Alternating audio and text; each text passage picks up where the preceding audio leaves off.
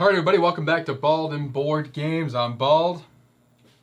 Bored is away again because he is lazy, always on vacation, doesn't want to work. No, really, he's addicted to cruises. That's where he is right now, and then he got roped into a family thing, unfortunately. But good news is he has one of the games that we are making that he's testing with whomever he runs into, hopefully. But we are here now to do a rulebook rundown of Tend by IVStudios.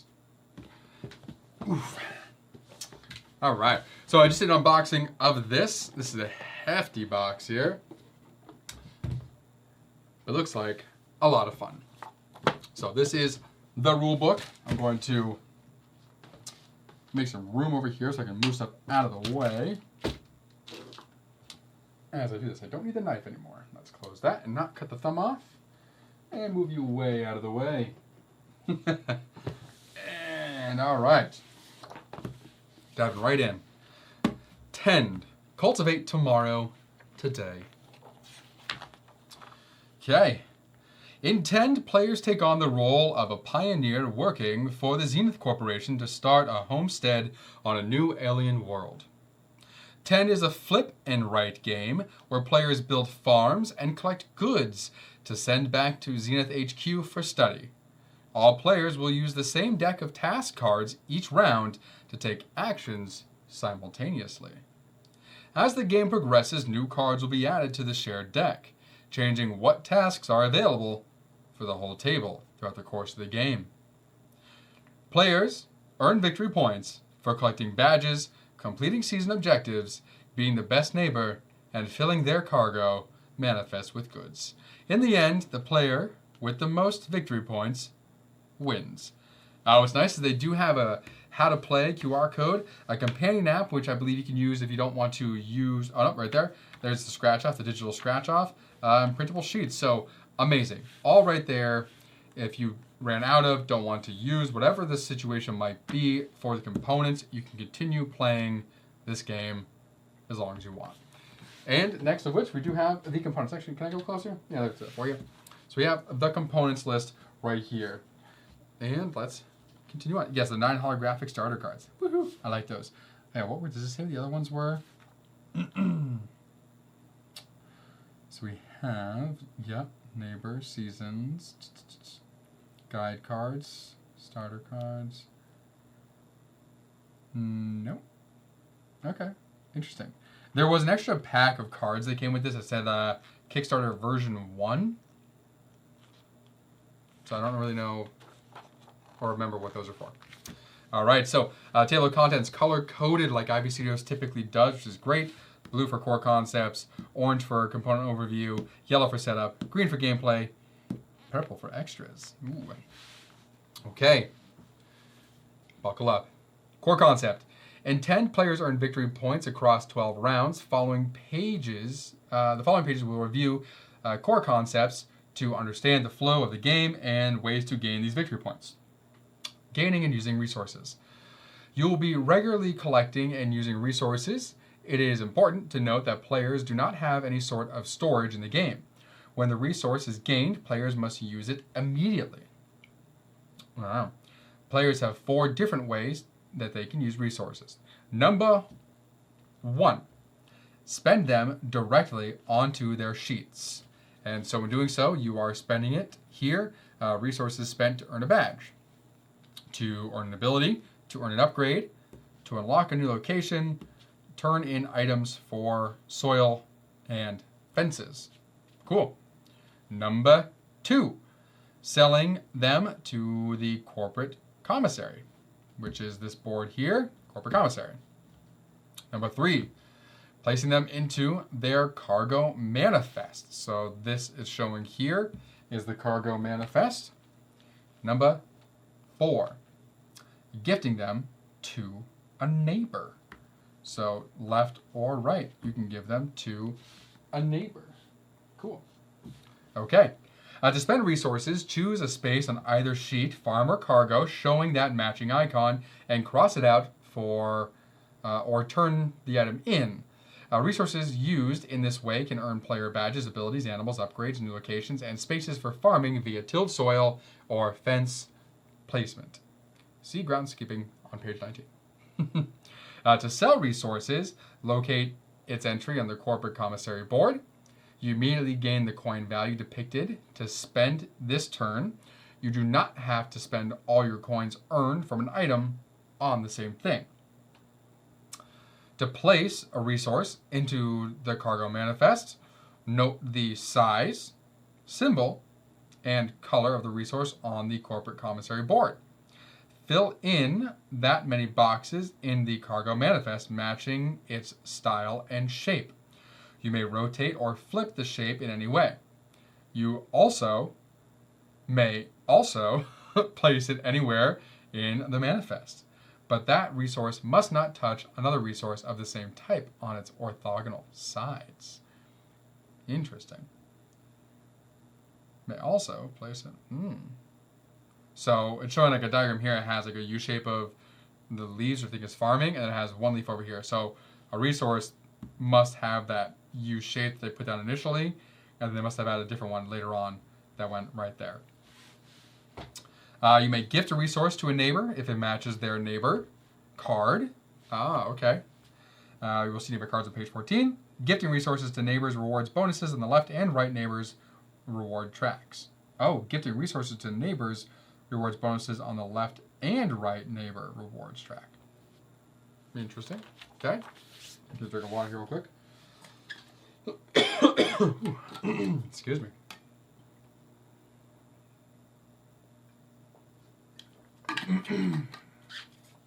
My goodness.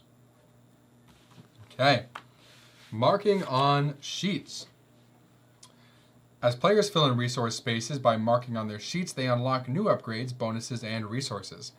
Unlocks occur when all the resource spaces in the required row or combination of rows are filled in. Items in a grid with dividing lines require a single row to unlock. A. While items in a grid with no dividing line require all items to be filled to unlock. B. Got it. So it's showing this little dashed shape here, and this one does not have one. Oh, no, this is the dividing line. Sorry, there's a dividing line between the three dots. This one has none.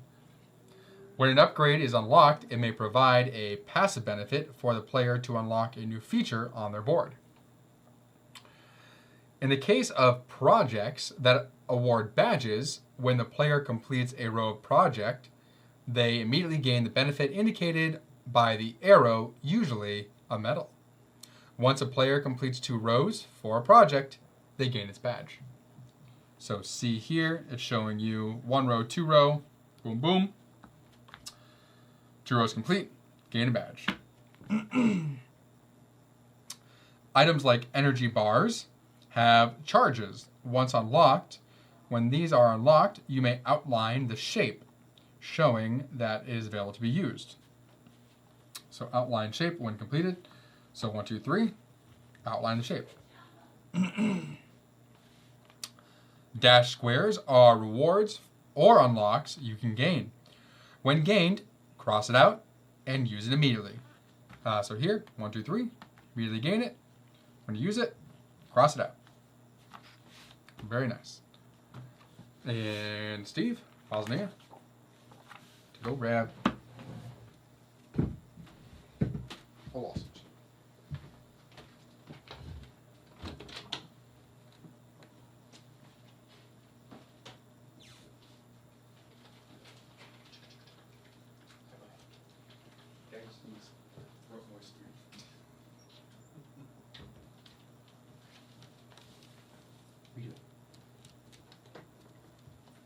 See here? Come on. There's nothing. Come on. Come on, Bubbles. Come on. Daddy doesn't know what I'm holding.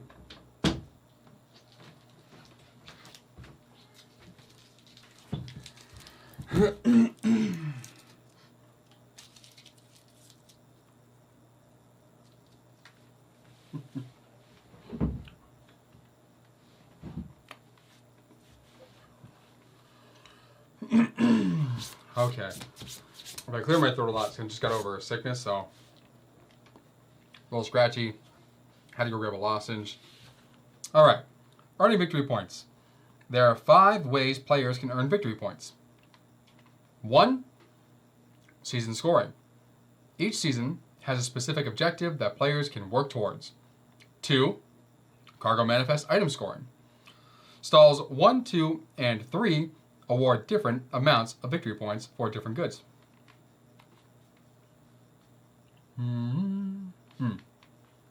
Season scoring.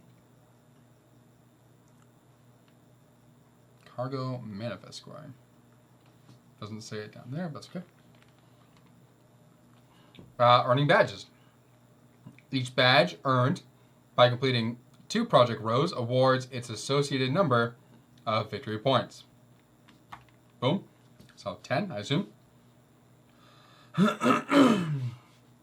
The Seasoned Explorer project. The project doubles the amount of victory points from an earned badge.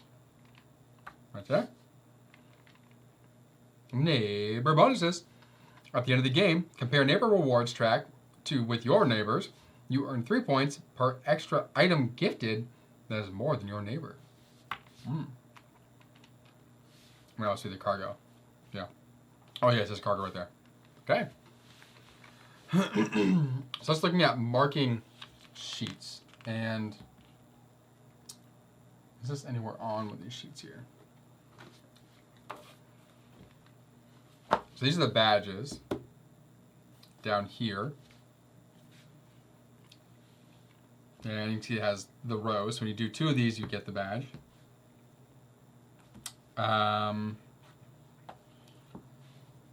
This is just the individual row. You get this item. Excuse me. When you go to use the item, I believe that's the squares. So you outline it, see it's available. You cross it off when you use it. This is your cargo here. And when you fill this row, you get one of those squares.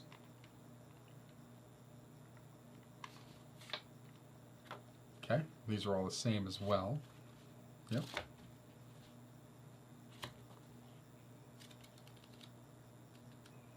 Oh, these are different. Nice. Okay. Cool. Should probably have these out as we get going. It'll be easier. I didn't see anything circle. Ah, there's the circles. Okay. So on this beastie, so we have these circles, the outline shape when completed. So down here, the energy bars. You can spend 1, 2, 3 to get the energy bar. You can circle it, and then you cross it out once you use it. And here are the ones we have to do both rows to get the equipment upgrade. Okay, so the entire thing we went over essentially is literally marking all of these spaces on everything that we have.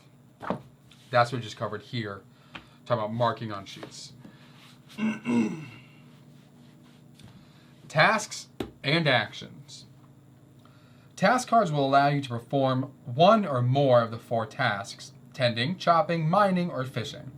At the start of the game, you may only take 1 action when performing a task. For example, when you perform a fishing task, helicopter,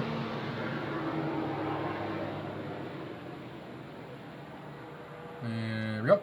So for example, when performing a fishing task, you get 1 fishing action. When you perform a mining task, you get 1 mining action, etc.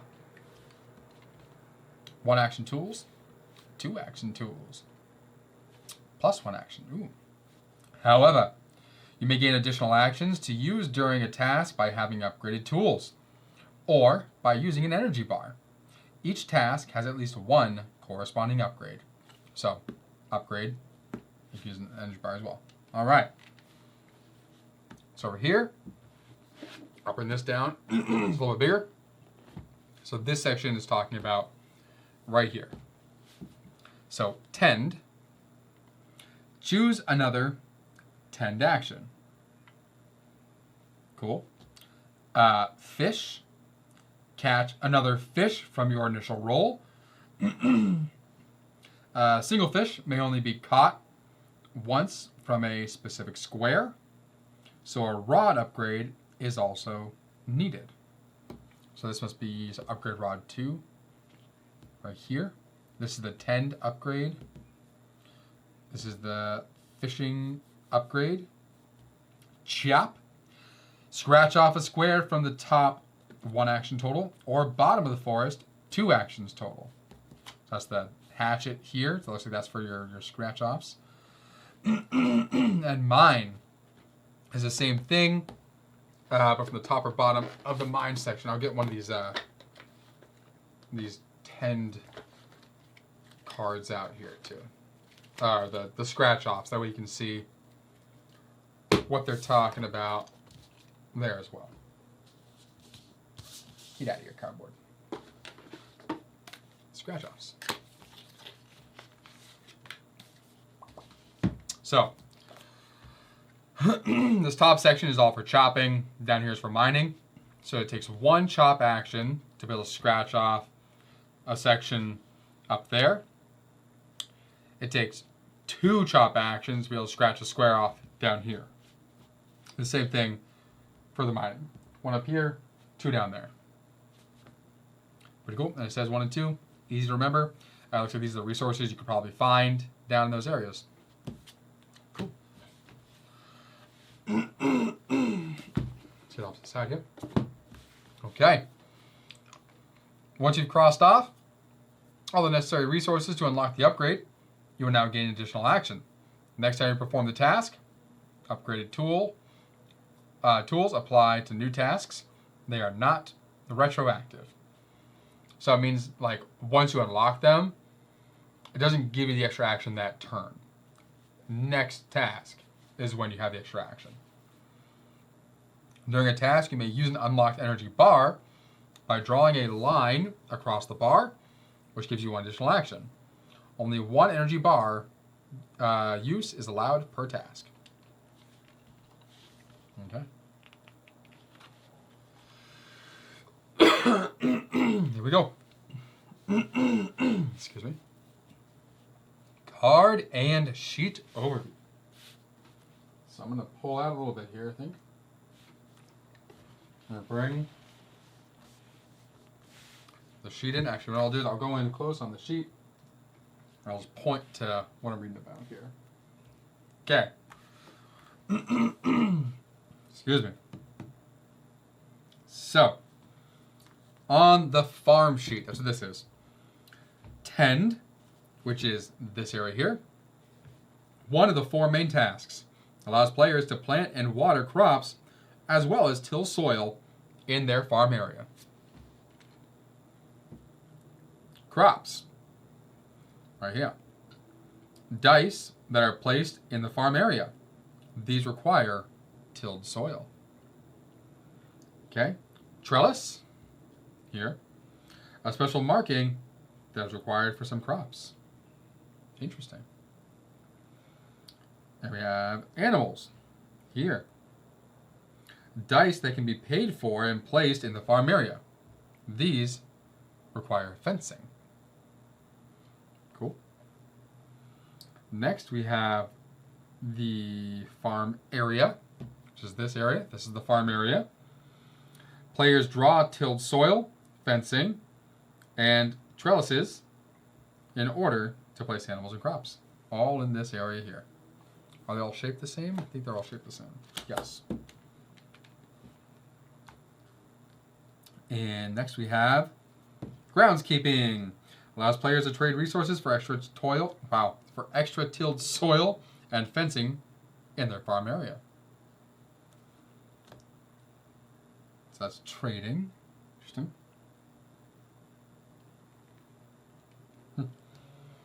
Then we have fishing here. One of the 4 main tasks allows players to catch fish with a grid and rolling dice. Cool.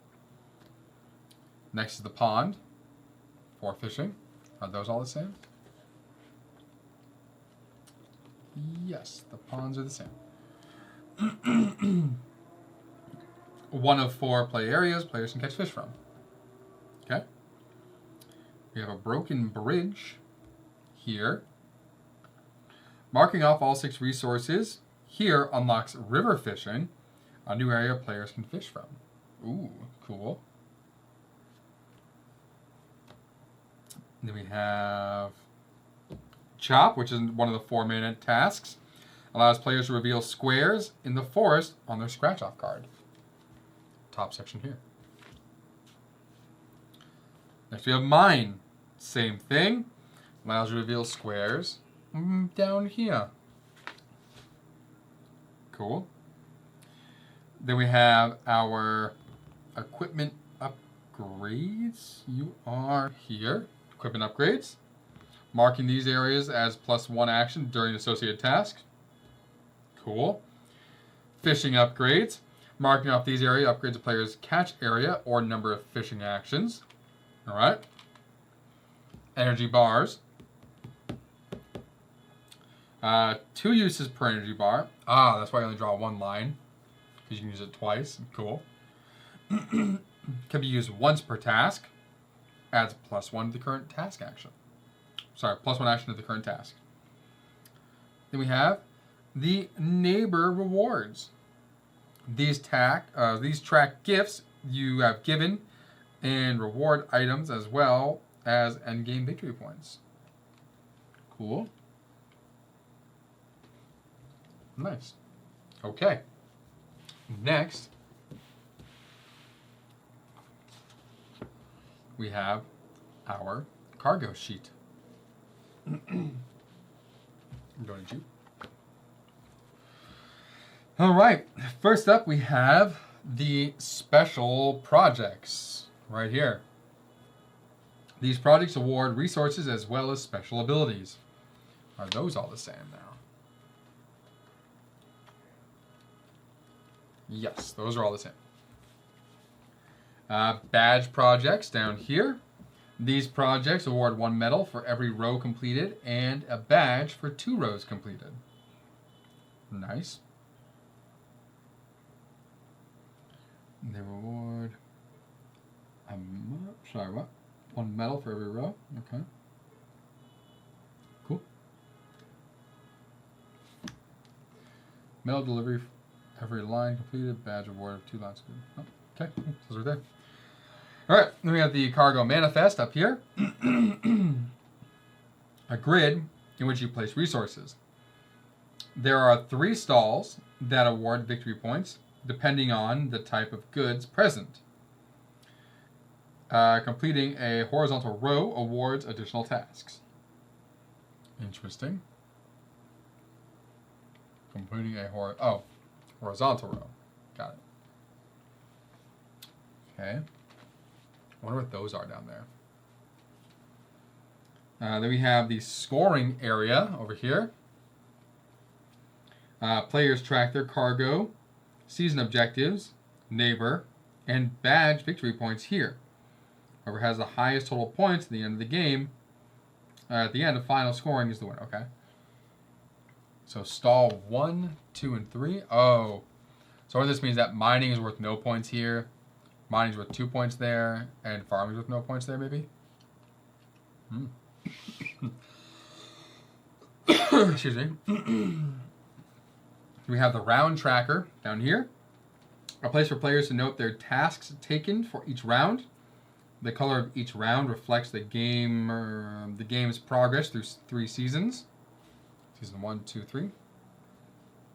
Players score season objectives at the beginning of round 6, 10, and end of the game.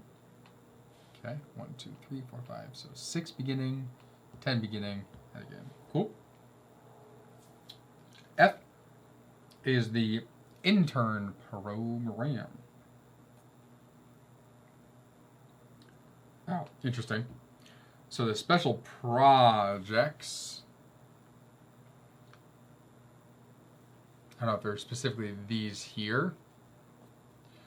But here we have the intern program. Players can spend 3 coins to perform any one of the 4 main actions. 10 fish, mine, and chop. Perform any one of the 4. So, spend 3, do one of the 4. Okay. Season Explorer. When complete, a player doubles one of their unlocked badge victory points. Cool. Buyback program. Players can spend 3 coins to cross out any one good in the badge project section. Interesting.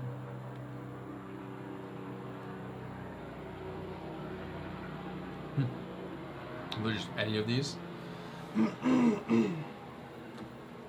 Cool. All right. That is the cargo sheet. So there's a lot on these sheets, but it seems like they're organized fairly well once you learn where everything's at. So here you literally have, it's also color coded, like the tending stuff, neighbor stuff, fishing, chop mine. This is for the chopping and mining. And then literally your cargo sheet, which essentially is like tracking your objectives and inventory and sorts. You don't really have an inventory per se because you have to use things right away, but yeah. Cool. All right. Here we go. Component overview. So we have some guide cards. Let me grab those. Give me the background there. Yep, of course they are.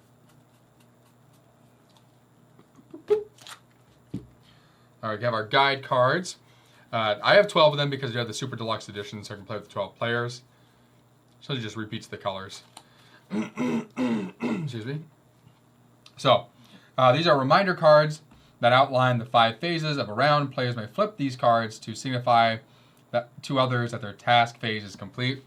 So saying once you complete your task, flip it over, saying, okay, you're good. Shows the 5 rounds on here: neighbor phase, scoring phase, setup, growth, task. And it even says there, flip when complete.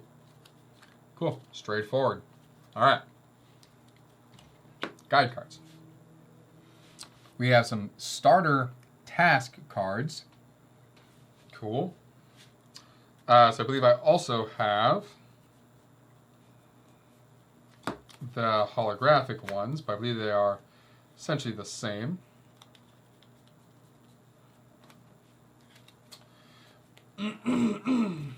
So, the basic ones are showing here.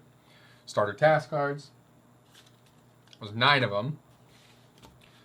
Here are the holographic ones. Same 9, different picture, just fancy. So put those here. Season 1, 2, and 3 task cards. Oh, I'm sorry. The starter cards, so the basic task cards that depict one of the 4 possible tasks at the double Zenith resource card. Season 1, 2, and 3 task cards. So these are task cards offer multiple actions and rewards. Okay. The back is probably, yep. Let's get those. 3, 2, 1.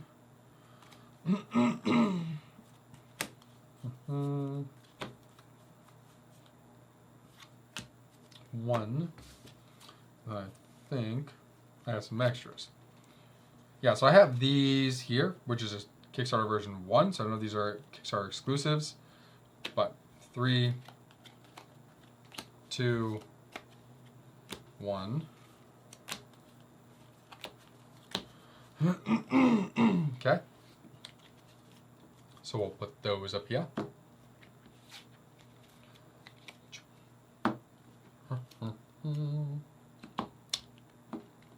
Yeah. Season 1, 2, and 3 objective cards. Cards used during the scoring phase of each season. 3.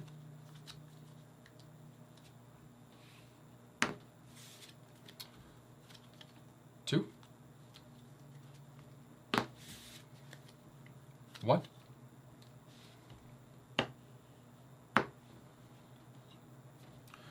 All right. And we have neighbor cards. We do have neighbor cards. Let me get those out. Sorry, guys. Need like a... I'll do the mute button, actually. Didn't even think about that. Next time. All right. Where are these neighbor cards? There they are. Neighbor cards. Neighbor cards. So, Giving these goods to other players progress your neighbor rewards track. So we have neighbor cards. Again, I believe we have 2 sets for being able to play up to 12 people. So I have essentially 2 sets of neighbor cards to be able to play the extended game. Put you all over here. Boom. Okay.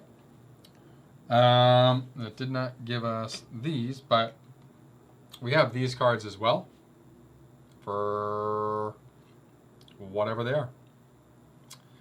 These are the expanded areas to go fishing, mining, I guess. No idea.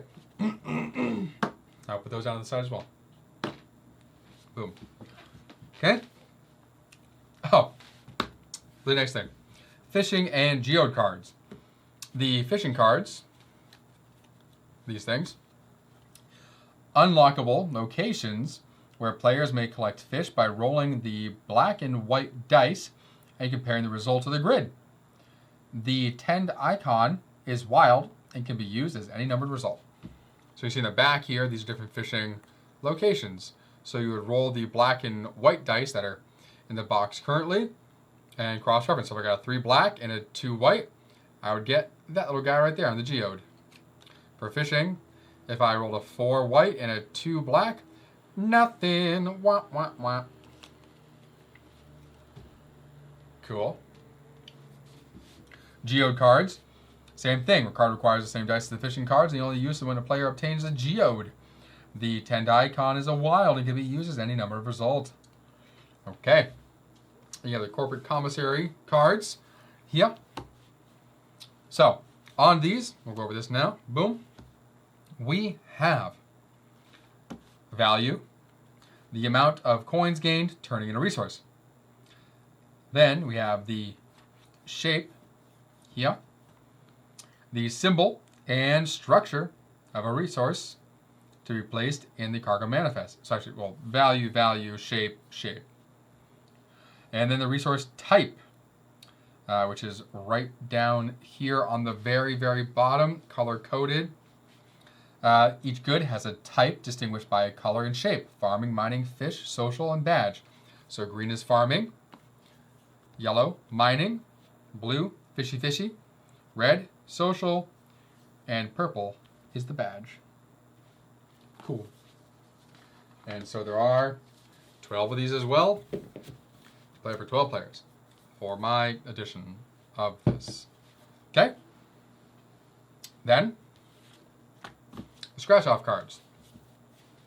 So the scratch-off cards, we have the woods up top, where you chop, the mines, where you mine, the resources down the side, a preview of what players can find in each of those halves. Yep. D. So then you have the actions each area requires. So one action, 2 actions, 2 actions to reveal a square. So it's always 1 on top, 2 on bottom, meaning of their sections. And then fishing location unlocks. Interesting. Reach the bottom of the woods mines to unlock new fishing area. Oh, cool. So if you reach the bottom of here, you unlock lake fishing. Reach the bottom down here, you unlock grotto fishing, which are these. So grotto fishing is what you unlock by getting to the bottom there. Lake fishing is what you unlock by getting to the bottom of the woods. That's cool. River fishing is from the main board. I enjoy that. New color section. Time. First setup, everybody. All right, let me make some room here. Just make sure we get everything set up properly and productively. Let's move all this stuff out of the way. Ba-boom. Ba-da-boom. Oh. 1, 2, 3. There we are. And then all of those. Okay. Need to get out some dice and stuff as well, I do believe. Move this. Let's Let's move all these boards for now as well. I'll put you right there.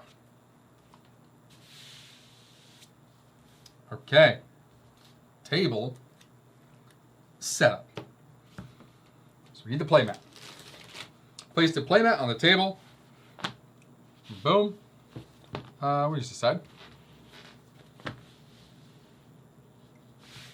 Playmat. Simple. Shuffle all the neighbor cards to form a deck and place them in the associated neighbor deck slot on the playmat. Now, I do assume we only need a certain amount based on player count.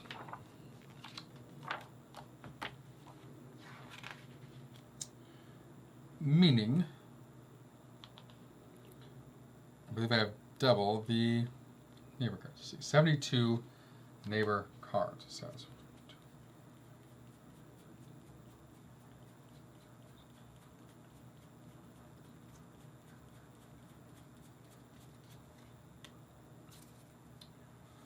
Maybe not. Maybe it wants us to literally do them all. Okay, it says to shuffle all the neighbor cards to form a deck and place them in associated neighbor deck slot in the mat. Okay, doing it.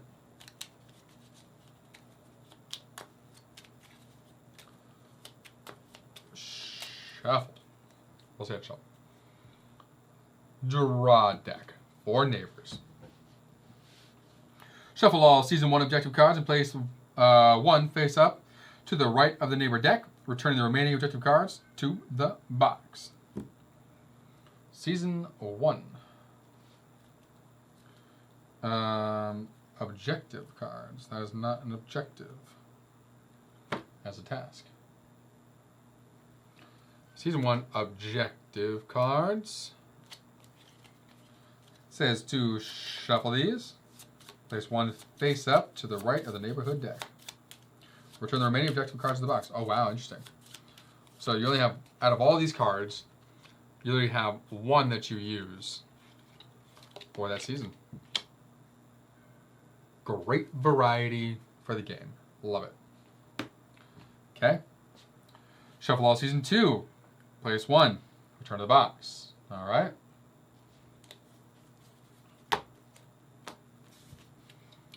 Season 2. Shuffle, shuffle. And do that one. Bang. Crest. To the box.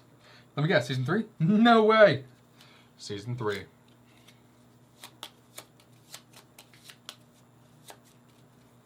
And we'll go close to the bottom. Whop. Bam. Rest are in the box. Okay. Create the season task cards deck. So, your first time playing 10, we recommend removing the task cards marked as advanced. No, I will not. Shuffle these season 3 task cards and place 3 of them face down as the start of the first upcoming season deck. Then place 3 more of them in the second pile as the start of the second upcoming season deck.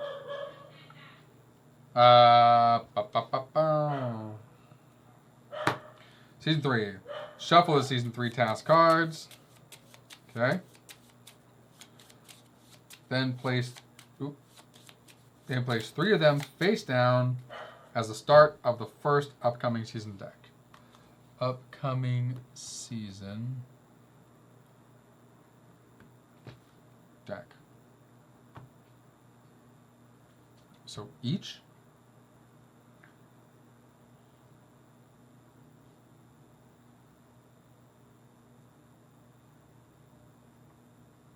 oh yeah, okay. So you're literally doing this. So 1, 2, 3, 1, 2, 3. So I'm going to mix that up a little bit more. Instead we'll do 1, 1, 2, 2, 3, 3. Okay. Now shuffle season 2. And you do 4 on top of each upcoming season deck face down. Okay.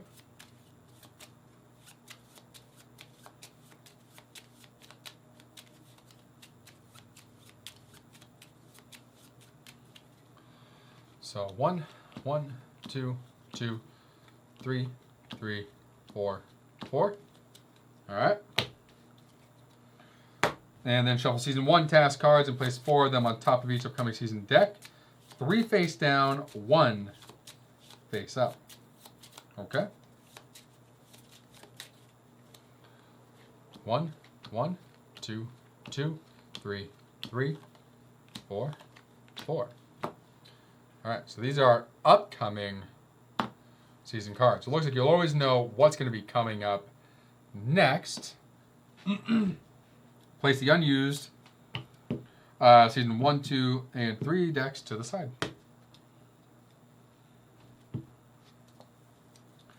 Going to the side. Okay. Shuffle these starter task cards and place them face down below the neighbor cards as a task card deck.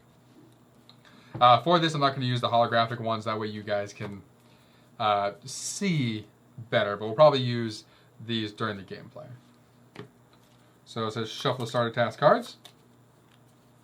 Place them face down below the neighbor cards as the task card deck. Okay. Boom, right there. I like that everything has its own like space. Makes me very happy.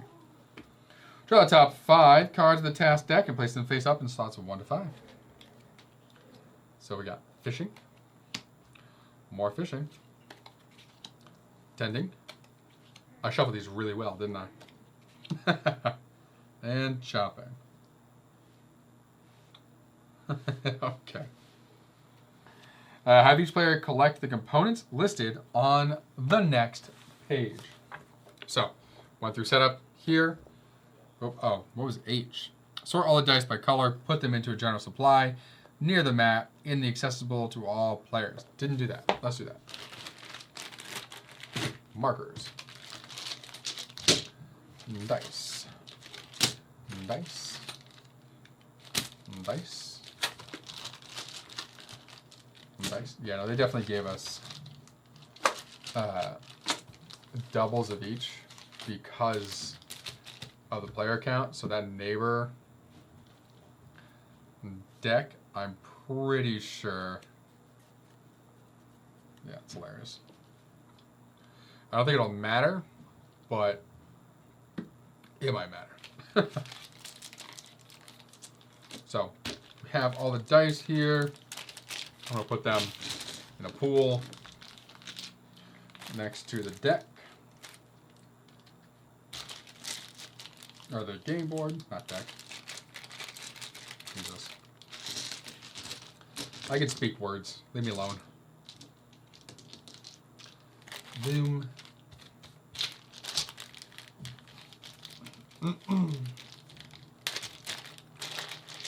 Big chunky chunks. Yeah, these big ones. These are fun.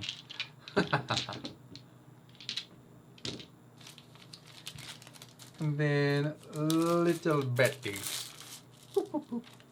Those are fun too. All right. All the fun dice are out of the bags. Okay, so now we're doing player setup. Each player collects the following in front of them. A cargo sheet. Don't forget to write your name at the top. So, take a cargo sheet. Take one of these off. Boom. Cargo sheet. Okay, done deal. Okay, and we need 6 stamp markers, 1 in each color. Markers. Let me pull a little further here so you guys can really see what's going on. Let me push this up without ruining everything. Almost ruined it all. And that way you can see what I got here.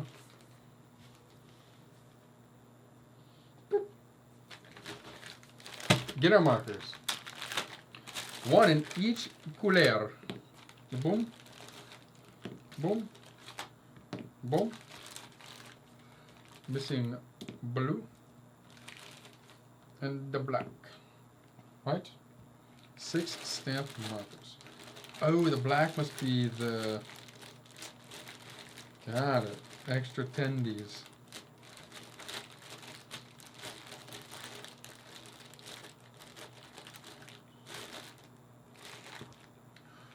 You would think that they would have sent... But this is for 12 players.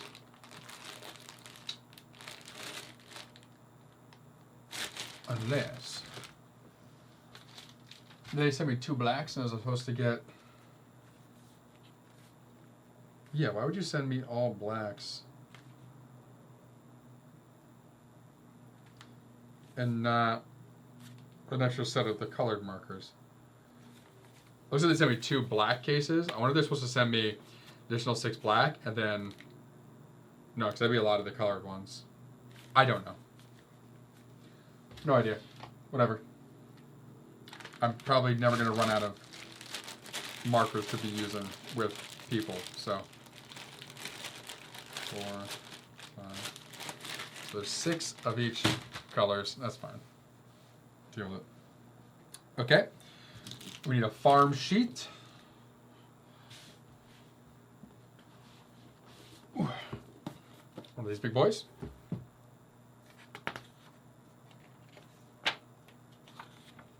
Ooh, come on. There we go.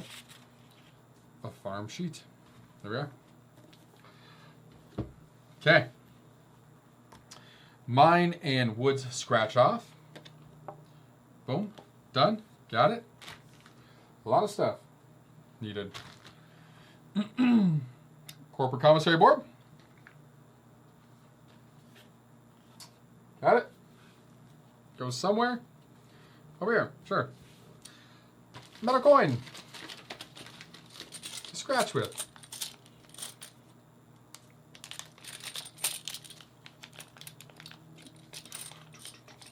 That's right, it's only 12 of everything.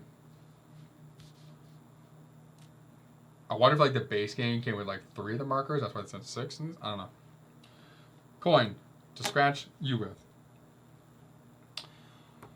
Guide card. Got it. Fishing and geode cards and a set of rolling dice. H. Okay. Got 1 set. Out of the way. Fishing and geode cards.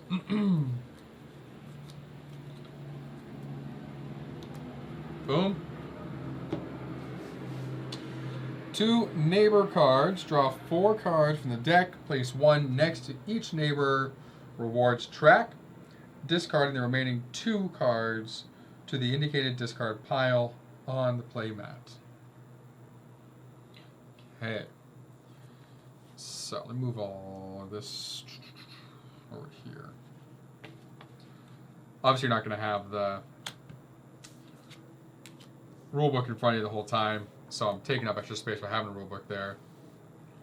But yeah, a little bit of table hog, even just for like this kind of scratching thing. So here, it's saying to draw 4. So 1, 2, 3, 4. Then choose 2, hilarious, to place on each side. So neither of these are what I would need. Interesting. Well, you just cross out. I don't know. Sure. So we have this one we'll place here. And this one we'll place here. Right? Yeah, so this is it. Okay. And then the rest get discarded, it says. Draw 4 from the deck. Place 1 next to each neighbor reward track. Discard the remaining 2 neighbor cards to the indicated discard pile and play mat. Now, obviously, you're only seeing this being done like with just me. This would be whoever's playing will be doing this and getting all this stuff at the same time. All right, gameplay. Round structure. The game is split into 12 rounds, with each phase performed in the following order. I'm going to tuck this over here for now. So you have your 12 rounds there. So first, and it shows it on the card as well, you have your neighbor phase. Scoring phase is next, followed by the setup phase, followed by the growth phase, followed by the task phase. So the neighbor phase. Skip this step for the first round of the game. For all other rounds, each player gains resources from any neighbor gifted to them during the neighbor or task phase. After gaining these resources, discard the neighbor cards. Players then replace any neighbor cards they gave away during the previous neighbor task phase. Excuse me. So are those different?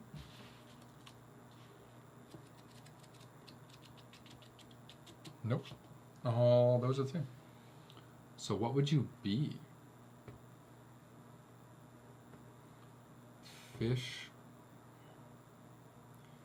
I don't even know. Game should be right. Huh. I don't know. We'll get there. I'll try to figure stuff out before I actually know what it's for. Anyway, so you skip down the first round. All the rounds, each player gains resources from any neighbor cards gifted to them during the neighbor or task phases. After gaining the resources, discard the neighbor cards.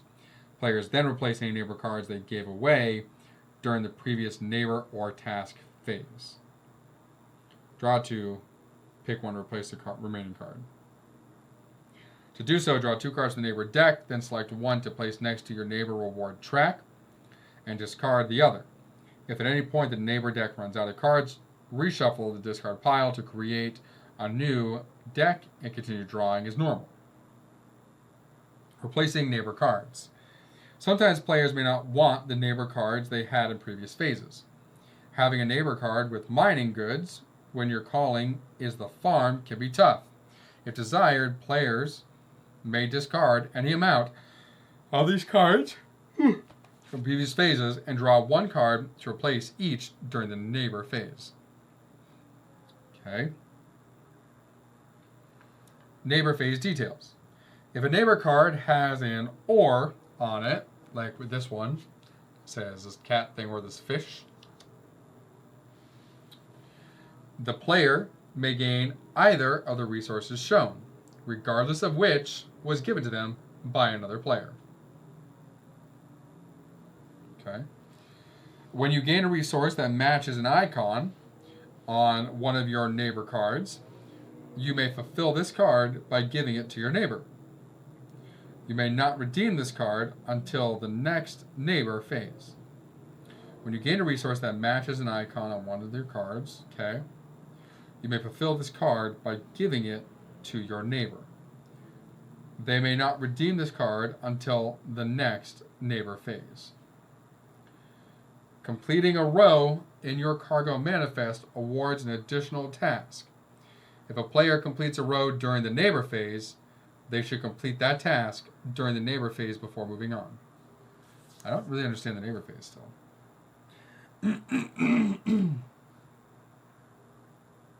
So the neighbor phase, each player gains resources from any neighbor cards gifted to them during the neighbor or task phases. Okay, so the person to my right would get one of these. The person to my left would get whatever that is. Okay, so they get those resources from the cards. After gaining the resource, they would discard the neighbor card. And then players then replace any neighbor cards they gave away during the previous neighbor or task phases. Okay? Yeah, so this is just what person next to me has. They can use those. I'm essentially giving that to them. Got it. Player completes a row during the neighbor phase. They should complete the task during the neighbor phase before moving on. Okay. So it's saying then is on one of these boards, if you use the neighbor card that's next to you, so we'll say that, come on, it's all literally just stacked together the same. Give me something new. Oh yeah, here we are. So say that board, if he was playing with me, he's on the other side of me, then if he had this next to him, adjacent to me, then I could gain one of these two. If I use this to complete something, then I would have to then complete the task in that same neighbor phase before moving on during the game. So just saying, when you complete a task and you unlock an objective, something on the end, you have to use that right away. You can't hold it until the next phase. Scoring phase. Okay. The scoring phase takes place after the neighbor phase at the beginning of round 6-10 and end of game. After scoring the season 3 objective, proceed directly to the final scoring on page 23. Okay. When the scoring phase does occur, each player calculates how many victory points they earned based on the objective card for the season that just ended. Record those victory points in the appropriate objective box below the cargo manifest.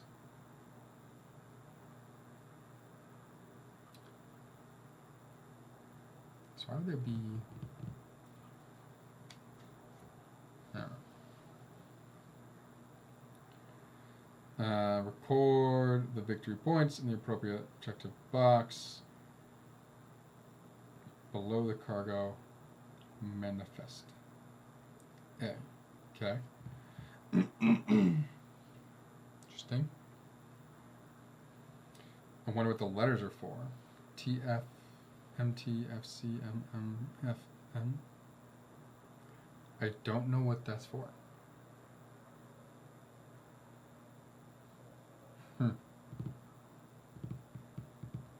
So the 12 here is what they're talking about.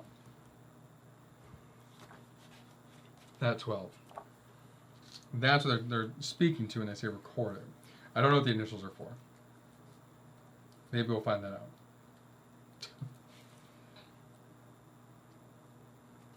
I don't know. Interesting.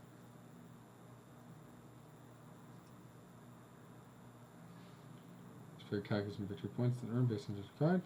Record the appropriate objective box. Record those victory points in the appropriate objective box. Yep. Okay. Alright, so setup phase is next. Skip this phase for the first round of the game. But what you normally do is you would collect all face-up task cards in slot 1 to 5, place them into the task discard pile. Draw the top 3 cards of the task deck and place them face up in slots 1, 2, and 3.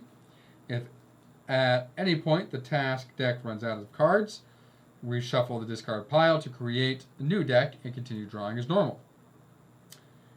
Okay, so what's saying first is in the setup phase, typically you would take all 5 of these and they would go bye-bye.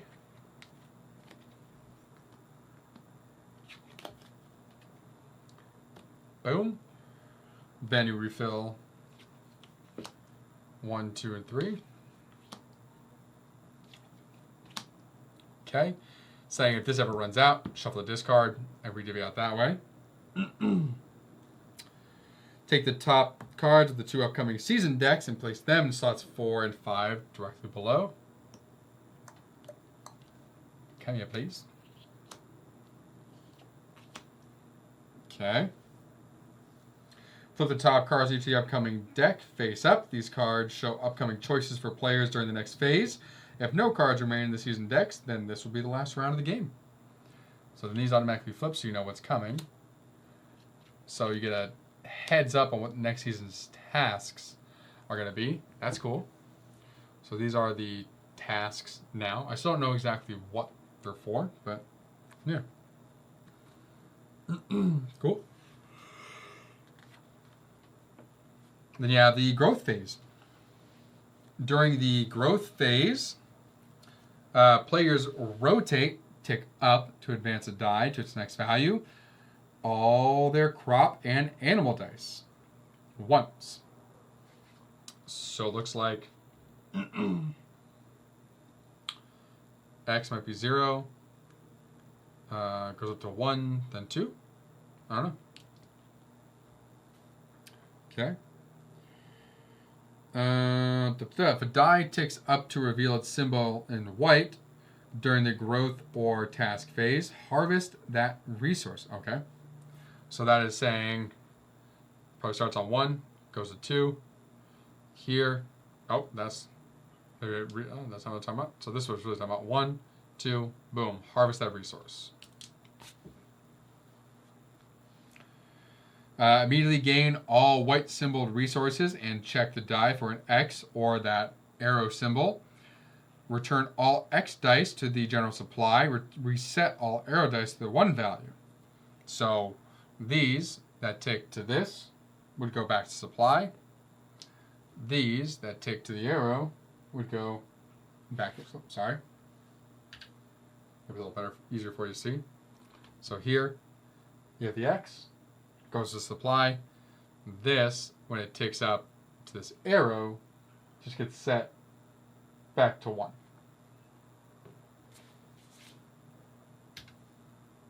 There we go. Okay. No further action is needed for dice marked by a number value. Okay.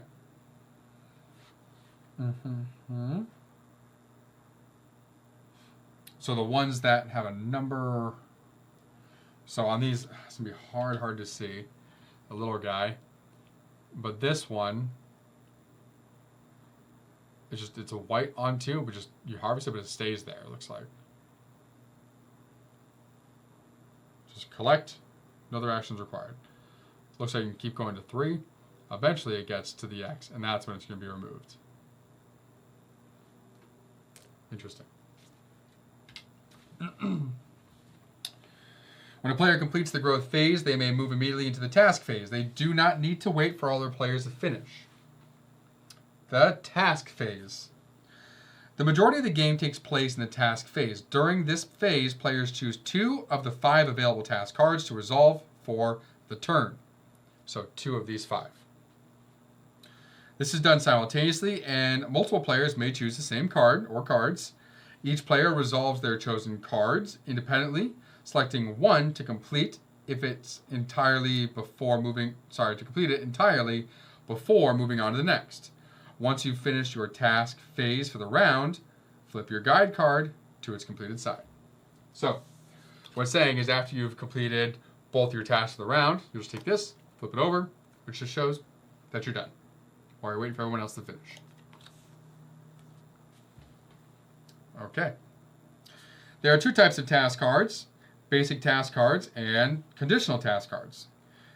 A basic task card depicts a single task for a player to instantly resolve, so much like these 3 here.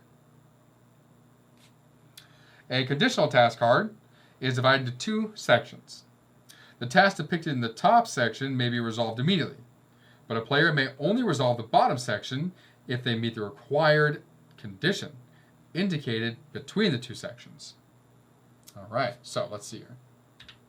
So here we have Cave Fisher. So here you can do this mining action or the fishing action. The second, you need 2+ mining levels to be able to do whatever that is. You can cultivate, or if you have 3 or more crops in your farm, you may tick up all your crops once. Cool. Now you have to choose. The task picked on top may be resolved immediately, but a player may only resolve the bottom section if they meet the required condition. Can you do both? Looks like it. Resolve the top first. Check the middle is met. Then if it is, resolve the bottom. Okay. Not meeting your card condition. You can use the top section of a card even if you do not meet the condition to resolve the bottom. Got it. Resolving tasks. This section will outline potential tasks available to players and how to resolve them during the task phase. The OR statement. Anytime you see an OR listed on a card, choose 1 of the available tasks to resolve. So 1 or the other. Straightforward. Resources. To resolve resources on your task cards, simply gain the resource depicted. Like this one. I don't even know what that. Oh, okay. So it's on our mats for our badges. Chopping. This task allows players to gather resources from the woods. So it's looking at specifically this as if it was on top. At the beginning of the game, players have one chop action per chopping task. You may gain additional actions during the task by upgrading your hatchet or using an energy bar, both of which give you +1 action. Upgraded tools apply to new tasks and are not retroactive. Okay. Again, that means once you get the upgrade, you don't get to then use extra task that turn. It's for your next task. So that turn you upgraded it, you get to use it for the next task. Players may spend chopping actions to scratch off spaces in the woods. Spend one chop action to scratch off spaces in the top half of the woods. Spend 2 chopping actions to scratch off spaces in the bottom half of the woods, both of which must come from the same task. First, choose a square where you would like to chop. The square must be in the top row or adjacent to a square you have already chopped. So this I am going to show you guys. One, because I just want to scratch one of these. So let's see. If I go, yay. Right there. Rulebook, perfect. Okay, so we're in this section here. So it says first, choose a square you want to chop. So we're talking about the woods right now. We only have a level 1, so just be a level 1. The square must be at the top row or adjacent to a square you've already chopped. So we get to the top row right now. When revealing a space in the woods, the player immediately collects any resources they uncover. If they uncover a chop icon, they gain an additional chop action, depending on the number depicted. Cool. If you reveal a space with a purple background with a north-facing arrow, you advance 1 level on the chop track on the farm sheet. Okay, cool. So up here, noise. Where are we at? Okay, cross the next available resource depicted on the track and immediately put it to use. So can you see if I go here? So right here is the chop area. So it's saying if you reveal an upgrade, specifically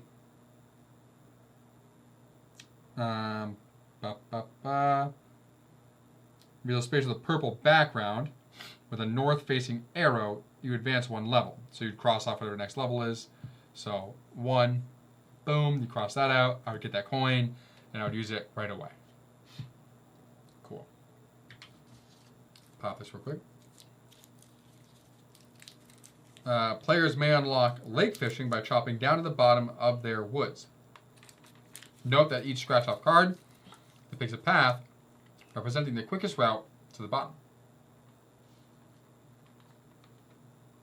I wonder why that is the quickest route. I wonder if you get extra actions by going that route. So, we'll do this. We will start right where it says, why not? Right here. Nice. This scratch-off mechanic has become, I think Lucky Duck had a whole word adventure game where you were scratching off things like this. So now we reveal a +1. So we have to go again. It has to be either at the top or adjacent. So if we want to follow this road, which you don't have to, but I will, you can keep coming down to follow the road. There we go. I believe they do have an app as well. If you run out of these cards, I'm sure you'll be able to buy some at some point. But they have an app where you can literally just choose probably the square in the app to scratch away. Here, I got wood. So I would then use that wood right away. Fun. All right. Now wood can be used in various tons of places. Okay. Mining is very similar. So mining, that task. chopping is that task. All right. So this task, mining, allows players to gather resources from the mine. No shit. At the beginning of the game, players have one mine action per mining task. You gain additional by upgrading, by using energy bars, not retroactive. Same thing as the woods. Players spend mining actions to scratch off the spaces in their mine. Spend one mining action to scratch off one space. On the top half, 2 for the bottom. First, choose a square where you would like to mine. It has to be the top of the mining space or adjacent to one you've already done, of course. When revealing space, so this is literally all the same stuff. The main difference is you're not going to reveal purple with the north up arrow, north facing arrow. You reveal yellow, so it's color coded, and then you would do the same thing. Right here, you have the mining area. So when you upgrade, you cross off one of these, use the resource right away. Cool. As you get to the bottom, you unlock your fishing grotto, which is this card here, that you can use. The woods unlocks lake fishing.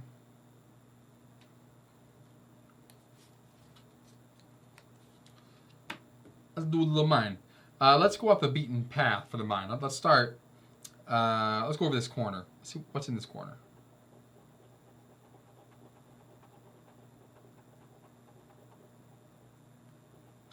I do believe these are all different underneath as well. So I got a rock. So I would use that rock. It also has, it's also yellow with north facing arrow, so that's where I'll do this. I'll go over here. And I would tick off this guy here. So let's do that.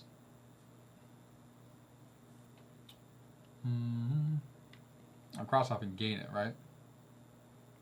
I have to use it right away, I believe.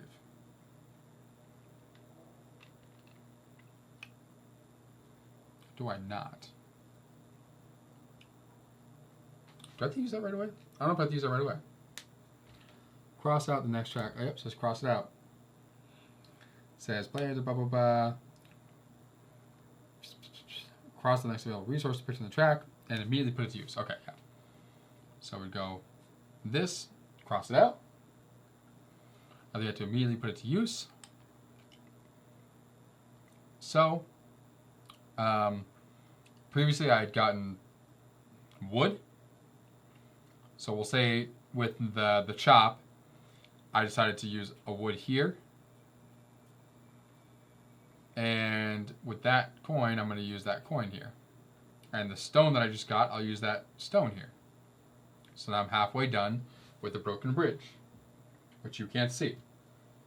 Hilarious. Where we at? Nope. There we go. So right here, I got the wood from the chop, the coin, and the stone. So I cross off all those. I would need all 3 of these as well to unlock the broken bridge, and doing so would unlock river fishing.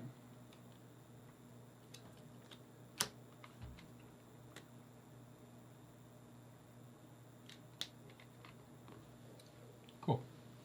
Okay.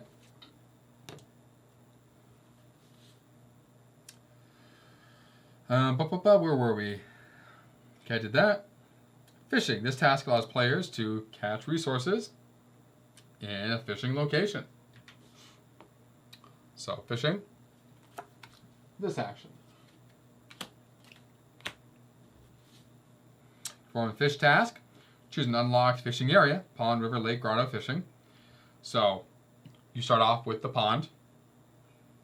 You're going to roll the black and white dice. You only roll these dice once per fishing task. So, let's get you back to fishing here. So this is fishing right here in the pond. So you roll black and white dice. So you got a 5 and a 3. Match the rolled dice by number and color to the fishing table on the card. Catch a fish at the space where they intersect. If you rolled this or that, those are wilds. Then you can choose any row or column with those. Players then spend the fishing action to collect a resource at the space where those dice intersect. So, let's see. We got a 5 and a 3. So we got this little floof. This blue little floof there. Where can we cash you in? I think we can cash you in on our basic fishing track. Yeah. Right here. Let's cross out that guy. Okay. Cool. Fishing upgrades. After you've chosen a fishing area and rolled your dice, you may use any unlocked rod or lure. Those upgrades are right here. Rods provide a larger catch area centered around the rolled dice location, granting more options in selecting which fish to catch. These can be unlocked in any order. If both rods are unlocked, they may only use one. Lures allow players to collect more fish. Players may unlock any one lure, which helps catch an additional fish, which are resources, in their rod's catch area. You may not catch fish multiple times from the same space during the same fish task, regardless of a lure or energy bar use.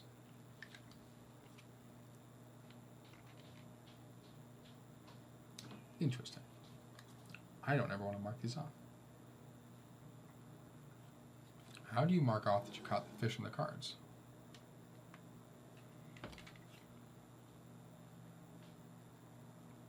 Oh, I don't think you cross it off.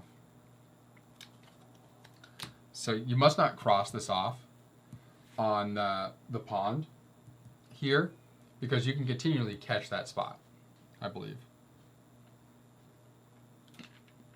Yeah, it just says just to spend it. So you wouldn't, just to clarify, you would not cross this off. You would cross off over there because you're not going to be marking up these cards, obviously. Stupid. Okay. So, similarly, if you choose to use an energy bar during the fishing task, it has the same effect as the lure, allowing you to gain additional fish action along each action inside the area you fished. So, upgrading the fishing rod. So there's a rod, this first one, and there's the second one. So the first upgrade gives you this like X pattern. So the middle point, if we go back here, so if I got, let's say instead 4 on the white die and a 3. So I'm gonna mark this up. Again, you're not gonna mark this page. I'm gonna do it just to prove a point here. So 4, 3, boom. So that means with this cross, you could collect anything around in this X pattern. Hi. Need something? No. Okay. Just watching you. So for the second upgrade, it's showing all the way around that space. It means that any of the spaces around and where you landed, you could collect. Again, you're not going to mark them up like I did here. You just would collect whatever fish you're taking and use it elsewhere. For the lure, it says you get an additional fishing action, essentially. So you get to, so you can take one lure. Players may unlock any one lure. So one of these you can unlock on your page here. You can't, unlocking both of them won't do anything for you. So you can unlock any one of them, which help you gain an additional fish in the rod area. Yeah, choose one to unlock. And so doing that, at this, if you have a lure unlocked, compared to one of these, you could get, 2 fish in the coverage area of whatever your rod covers. Cool. Tending. The Tend task allows players to improve their farms and generate resources through various animals and crops. At the beginning of the game, players have one Tend action per Tend task. You make an additional by upgrading it, by using a energy bar, yada yada yada, same old stuff as the other tasks. For being tender, it says, move this up. Yeah. So I can move you up so you can see better. There we go. So, when performing the Tend action, you may select select and choose any one of the following actions. You can plant a crop.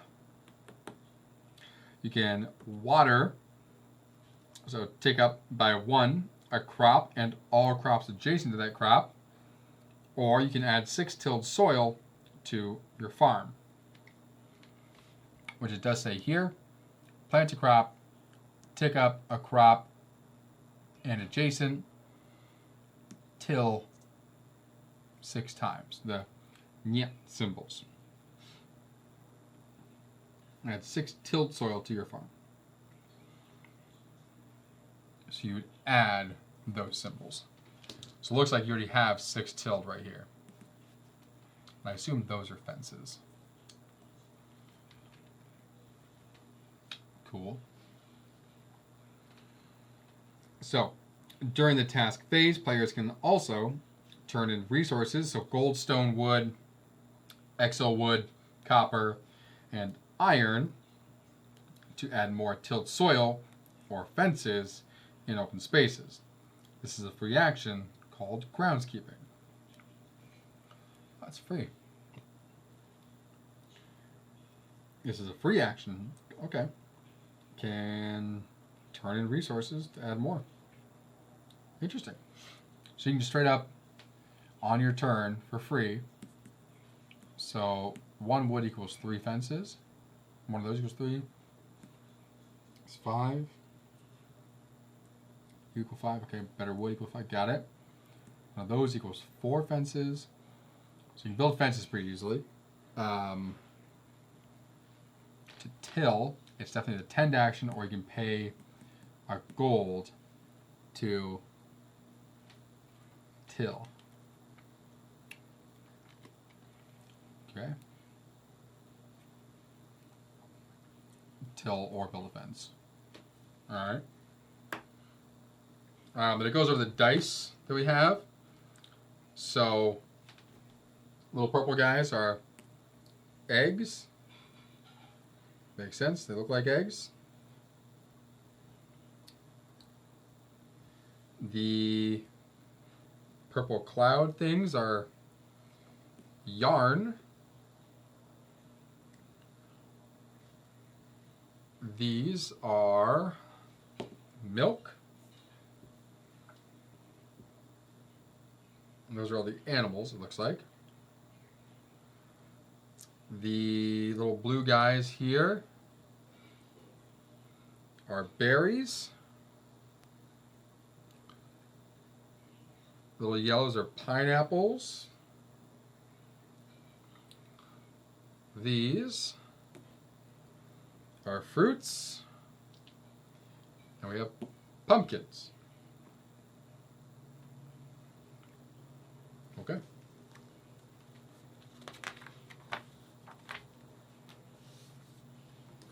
So, planting crops. To plant a crop, make sure you have enough tilled soil spaces for your chosen crop. If you do, take a matching color die and place it directly in an empty tilled area with the one side up. Increasing crop dice values by 1 every growth phase. Crops require a different number of tilled spaces based on their size. So small crops require 4 spaces of tilled soil, a 2x2 square. So it's literally what it sits on. So here, it's like I can put this guy right there because there are 6 tilled areas. So it would go down as a 1 right there. Medium crop, one of these, requires a 3x3 space, so 9. So, first of all, let me see if this marker's going through, because I don't want to keep marking this up if it is going through my paper.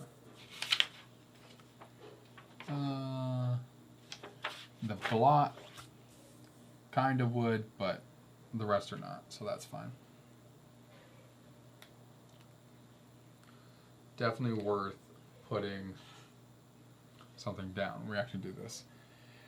So one of these would require a 9x9, right? So if I wanted to also plant this, I would need, we'll do it right here.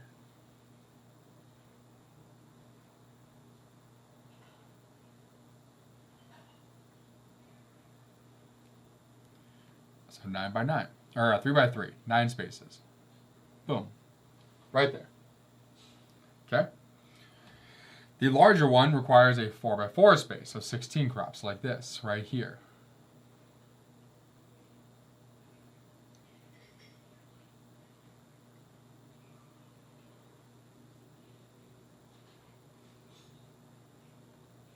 So those are all tilled. Boom. Again, it's the area that the actual die covers in your area. Okay. Trellises. Some crops also require a trellis, an unlockable upgrade, before they may be planted. Once you unlock a trellis, immediately draw its symbol over an open 2x2 farm square. So it contains no fences or other trellises. It has to be tilled or untilled. It's fine. Once a trellis is covered and tilled with tilled soil, you may plant the required crop. Okay? So, looks like for berries, trellises are required. So if I wanted a trellis, so we will, if we added in more tilled soil down here, we'll just say we had all this. You would draw the trellis, which is like an A with an extra line. Okay, so we have the trellis, and that would allow us to put the die there. Our berries. Our beautiful crops. So watering crops. To water a crop, pick any one crop currently in your farm and increase its value by 1, ticking it up. Okay, so we increase the pumpkin by 1 to 2. All crops orthogonally touching this crop must also be increased in value. Excuse me. Animals are not affected. So we don't have any animals right now, but these 3, if they were next to that, would not be affected. But this berry goes up to 2 as well. Okay. So then there's crop progression. Tilled soil draw a symbol, a squiggly symbol, split into squares of your farm area. Yep. Goes over the planting. And then it goes over the watering, which we just did. And that's fine. Okay. Animals. Yay! So let's move off our crops so we can see our animals better. Animals are kept in fenced areas of your farm and produce resources over time. To produce an animal, complete a row of coins next to that animal on your farm sheet and collect its die. Okay, so to build a trellis, we have this here to be able to build a trellis, which allows you to plant the berry. Here, to get an animal, you have to fill in these one of the rows to plant one of those animals, or to, to fence one in. But I believe, you're going to tell us in a moment, you unlock them, but you would not cross them off yet until you use them. So, animal dice must be placed in areas of your farm, in fenced areas of your farm. Once a die is placed, it sets value to 1 during every growth phase, increasing animal dice in value by 1. Animal dice values are increased by 1 for every growth phase and only in this phase. Animals require different amounts of fence for an open space. So a small animal, like the egg, requires spaces in a 2x2 square. So, okay, for that, I was just saying that they require a 2x2, and you have to be fenced in. So as long as they're in a whole fenced area, you can fit them in. So I will use the example, not the example, a similar example. We will, actually I think we can do that. Let's see here. Yeah.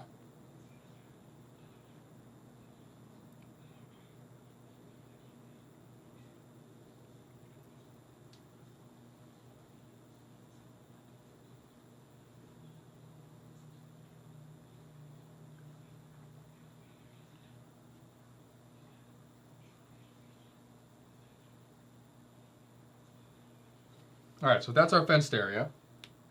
Okay, this here. We just need to, we can put him in there because it's fully fenced in. He has his 2x2. Medium animals require 9 spaces, so 3x3. So these guys require a 3x3 space. So you guys could share the same pen. There, looks like. Large animals require 16 spaces, so 4x4. So if I didn't have that person there, that animal there, I could have that big boy right in there. So unlike the crops need a tilled soil beneath them, these guys need that fence around that area that they have, or larger. Animal progression. Collect goods from animals. When their dice tick up to the white symbol. Okay. It's been page 16. So that's talking about beforehand when it takes up to beforehand we said it takes up to this white symbol. The arrow means it goes right back to 1. Stays there. And it just rinses and repeats. If you get an X, it means it's gone. All the animals have 1s. Or have the redirect arrow. Early purchase and moving animals. You may move animals around your farm at any time as long as you have open space to do so. While moving an animal, its die value must remain the same as it, and it must be placed within a fenced area. You may also unlock an animal before you have space available for it. If at any point qualifying space is made available, you may immediately add that animal into your farm. Okay. Energy bars. The energy bars are over here. So it doesn't say that you can't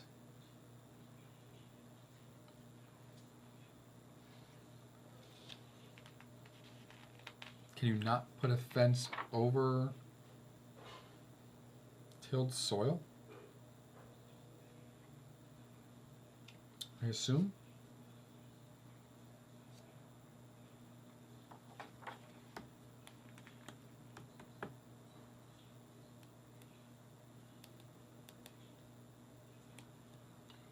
Doesn't say.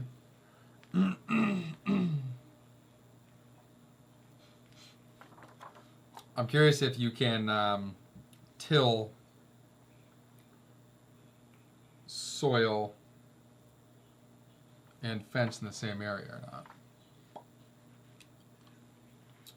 I assume not, but doesn't say you can't, doesn't say you can.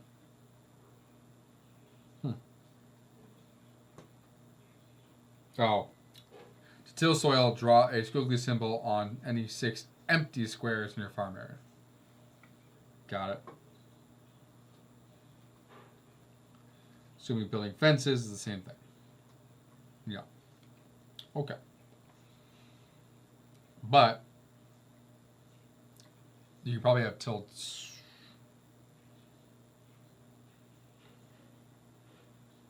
amounts of fenced open space.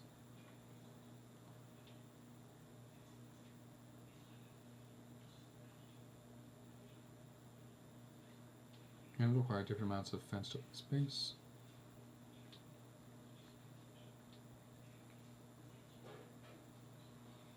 I wonder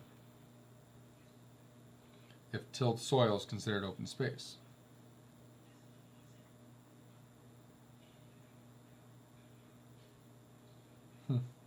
I don't know. I assume not. I assume that to stay separate. Okay. Energy bars. Energy bars give you an additional action during a task. To unlock an energy bar, spend the coins indicated below. Once you unlock an energy bar, circle it. You can use the energy bar once when taking any task. 10 fish, chop, and mine. To do this, draw a line across the energy bar to spend one of its charges. This gives +1 action to that task. Each bar can be used twice before it's fully spent.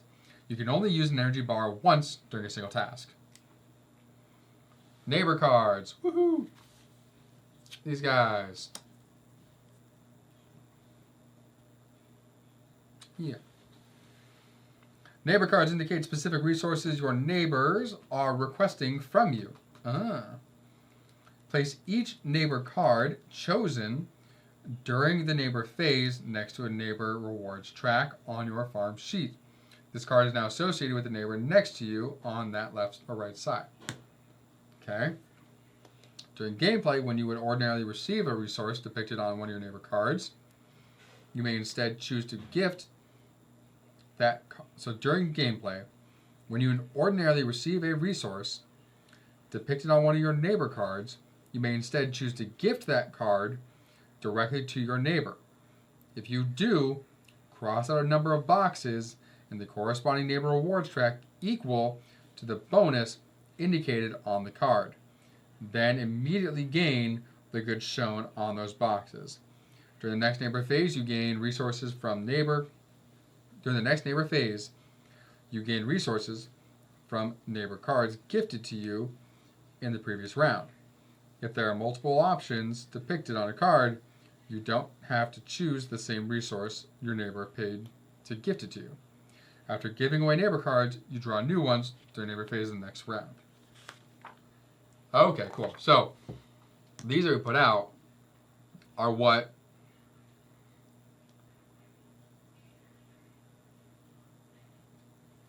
I believe it's what I'm asking for, right?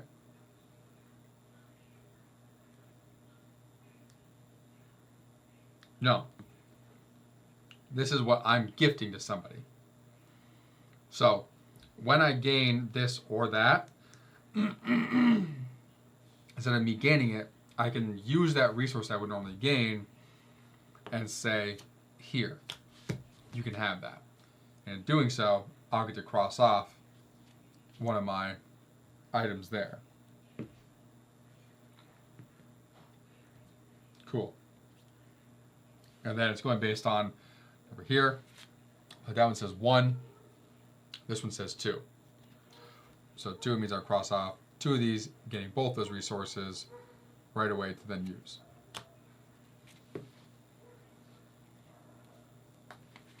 Cool. That's fun. All right. Our cargo manifest. Let's talk about what makes the car go. Players earn a majority of their points from their cargo manifests. Resources used to fill in a manifest score victory points at the end of the game.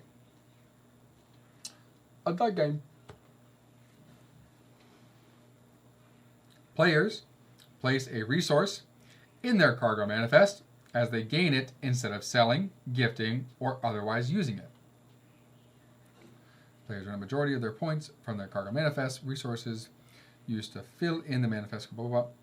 Players place a resource in their cargo manifest as they gain it instead of selling, gifting a resource otherwise. Okay?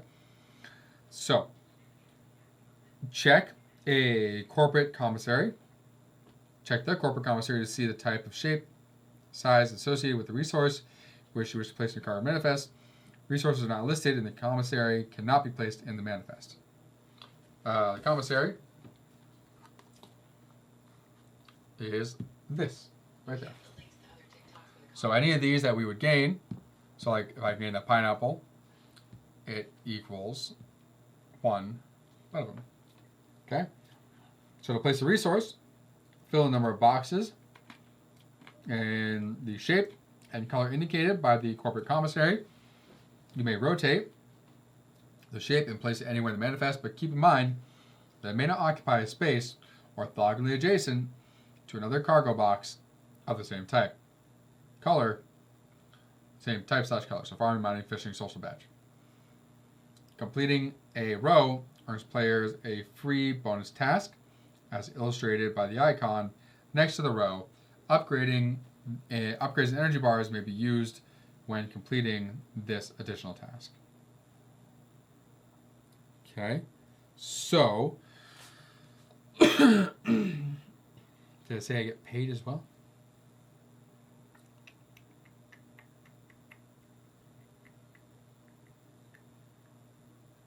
Tells the value. So you're not selling, right? Oh, because that's if you were selling. So placing there. So let's do a fun one. Do purple. So we will say that I had this purple badge here, this fish, whatever this is. The badge is a badge. How do I get that? What are you? I don't even know what you are. Whatever. We'll say that I got this thing. And if you had to place that shape in here, you could rotate it just however you want. So I'm going to go right here. So, boop, boop, boop, boop. See that? And right there. Nice little stamp. Boom, boom, boom, boom. Easy peasy. So what it's saying is you can place things anywhere. So we'll say I got another one here. We'll do a green. Okay. And we'll say the green was the 3 leaves. Well, you know what? I'm going to put it right here. So I want to fill in this column. Now say if I got another green and it was the L shape, I cannot go here because it can't go next to that green. I can't go anywhere where it's touching the green. So you can place it anywhere.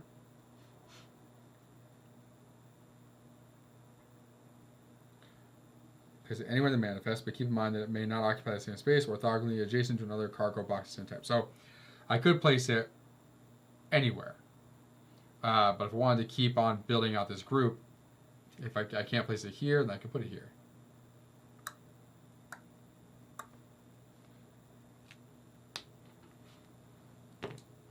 You should be slowly filling out your manifest like that.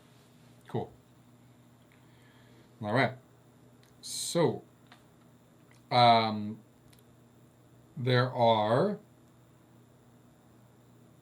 Oh, so now we're talking about scoring. So, scoring the cargo. So, filled boxes are worth 1 point by default in your manifest, no matter their color. However, this value may be overwritten by values listed at the bottom of each stall in your player's manifest. So, those. In this example, stalls 1 and so this example, stalls 1 and 3. So we'll put a resource.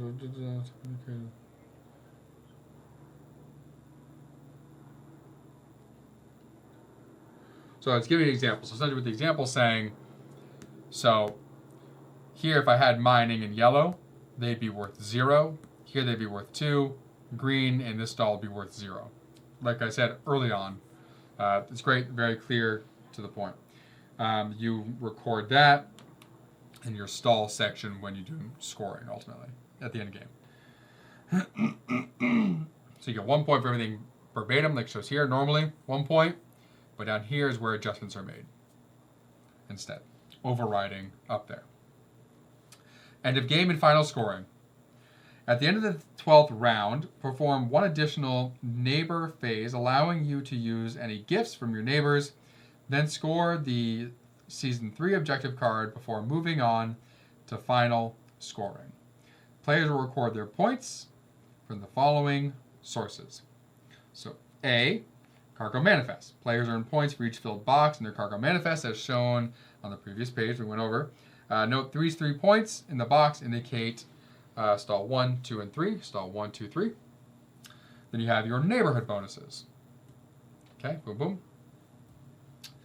Compare your left neighbor reward track with the player to your left. They will compare your track with their right track. For every box you have filled that they do not, score 3 points. Compare your right neighbor rewards track to the neighbor on your right. They will compare their left to yours. For every box you have filled that they do not, you score 3 points. Total these points and note them in the box indicated as neighbor. So here.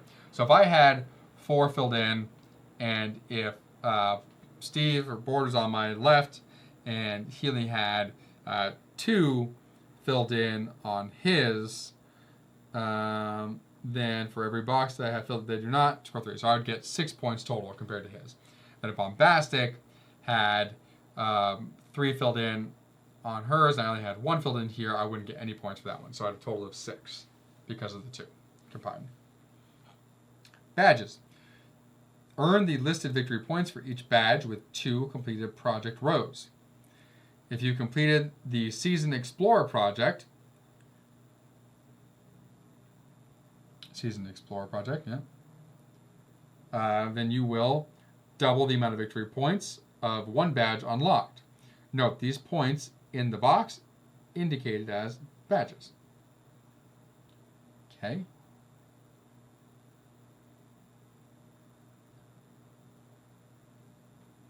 Metal delivery. Oh, there they are. Cool. Okay. Where would you even go?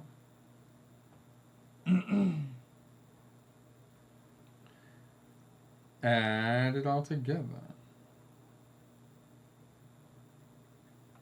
Earn listed points. Oh, those are medals, not badges.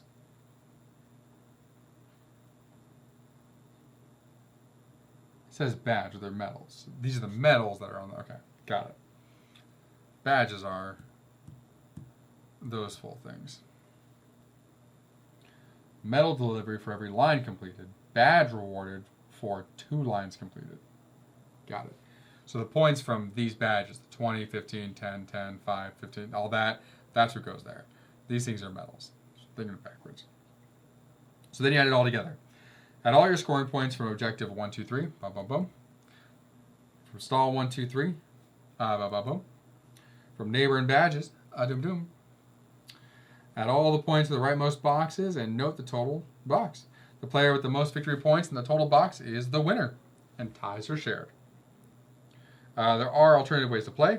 So there's single player rules. Single player game functions largely the same as games with any player count.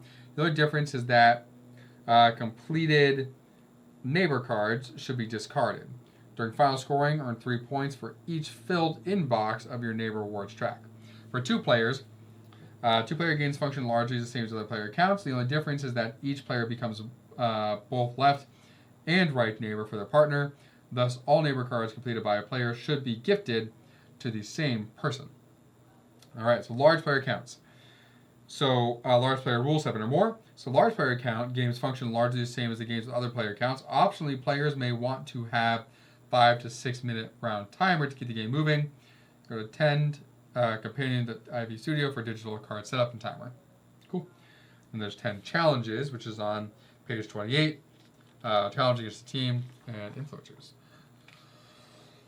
Then they're going through some example phases here, which is great. We don't need to because we're kind of doing that along the way, but that is helpful to see. The other thing that I was wondering, again, is so those are the... See here, Tinker Instant.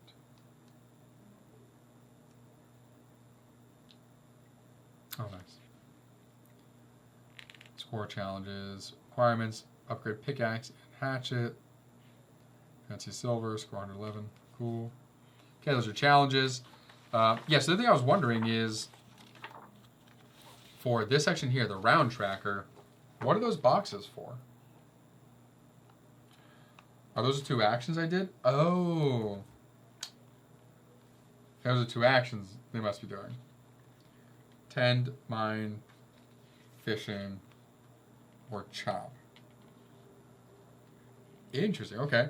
So here on the round tracker, they're listing here TM, F, and C, which are the 2 actions they took. Tend, mine, fish, or chop. I wonder why they're listing those in the round tracker.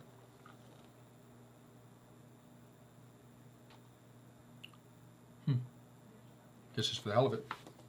Okay. Cool. All right. So that's pretty much it. Pretty simple.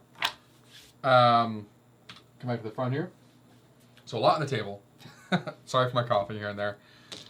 But all in all, not difficult at all.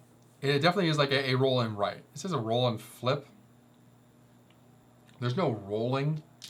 It's more action and write, like choosing an action, do a thing, mark it off, and then your crops are ticking up. Now, then we harvest the crops, put them somewhere, so on and so forth. Excuse me.